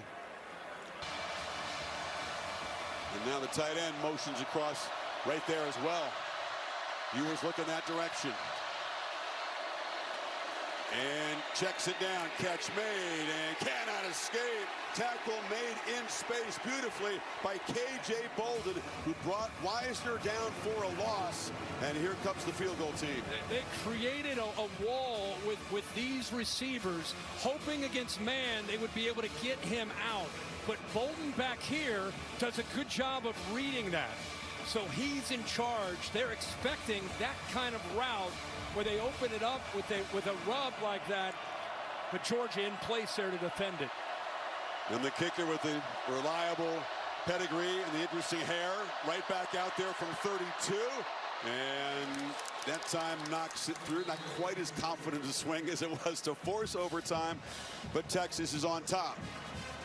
ETN can be the difference here for Georgia. And he's got they fake it to him and they throw it in the flat. Oscar Delp slips a tackle, and that's a missed opportunity to get him behind the line there. He picks up 9. Gilbo missed an opportunity, like you said, to make a big play, at the very least, right near the line of scrimmage. And instead, after good effort by Delp, he picks up another 8 yards. Every yard counts in these overtimes. Every missed tackle can be crucial. Yeah. Effort play there by Delp. 2nd and 1. Stockton. And they're going to lose yardage on that catch. Lovett tracked down by Andrew Makuba. 3rd down and about 3 now. The motion is the indicator for these plays, and I want you to watch Anthony Hill, the communicator. He sees that motion. He's telling the fellas, hey, you know what's coming. Guys, get ready. Here it comes. And everybody runs. Great job. Good job reading that indicator. Lovett goes in motion. Defense is expecting that quick throw. Good job of running it down. Mike Bobo with the play call here. They need 3. 2 backs in the backfield. They fake it to Etienne. Ball flipped short. And the tight end, Oscar Dell, powers for a 1st down. Nice little call. Really good call. They use Cash Jones as a decoy. He's been so effective this year out of the backfield. They just slide him down. That's where he wanted to go with the ball, but instead checks it down. And again, big number 4. Remember, earlier he made Makuba miss to get that this overtime period started, and then he finishes off to get the 1st down there with another great effort.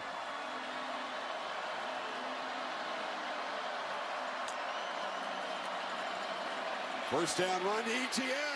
Etienne, tried to shake free of the tackle of Makuba, who grabbed him by the ankle and held on. Boy, good job again. The way he's able to use his lateral quickness, his vision, just waits for it, and then accelerates. Heck of an effort by Makuba just to bring him down. Dogs 12 yards away from the win. Stockton running all the way up the middle. Gunnar Stockton knocked in the head by Makuba. Helmet goes flying. Thankfully, he's up on his feet. Flag goes flying as well. Wow. Hey, man, it's a big hit. Yeah, a big hit. 4 comes in, lowers that shoulder. You do not often see a helmet eject off the top of the head like that. Not at all. Discussing, of course, whether it's targeting. You want to talk about a team, again, rallying around a quarterback that's personal foul, willing targeting, to do that. defense number 4. The previous plays under further review. So John Allman in the replay center will review this. Bill Lamagna is down here far right. Bill, what is going to be the issue in this targeting review against Makuba? It's got to be a crown of the helmet hit because he's a runner. Right. So now as he comes in, he does lower, but does he turn his head to the side? Is it the side of the helmet or is it the crown? It's close. Yeah, ball's already at the 3 or 4 yard line. So I mean, to me, the story here is about this kid, this Gunnar Stockton. This is unbelievable that this guy in this 2nd half and now into overtime, the guts, the poise, the prep that this kid is showing right now, it's unbelievable considering this stage. And that is grisly. You can see the expression of his face, legs buckle. Well, you're right. Even if it's not targeting, it's going to be 1st and goal to 4. Yeah. Bill, what is your sense of what's going to happen here? I say it's not targeting. It's After the side further of the review, helmet. there is no foul for targeting. The ball carrier did make the line to gain. It'll be 1st and goal at the 4-yard line. Number 14 for Georgia will have to sit for 1 play because his helmet came off. And look who's got the helmet on. Carson Beck coming back in the game. Why not add to the drama, right? What else can happen? He's going to see if he can take a snap. Remember that right elbow was wrapped up in ice? Yeah. Most of the half. Etienne in the I formation. They hand it to him. Touchdown! Georgia SEC champions! As every dog digs really deep.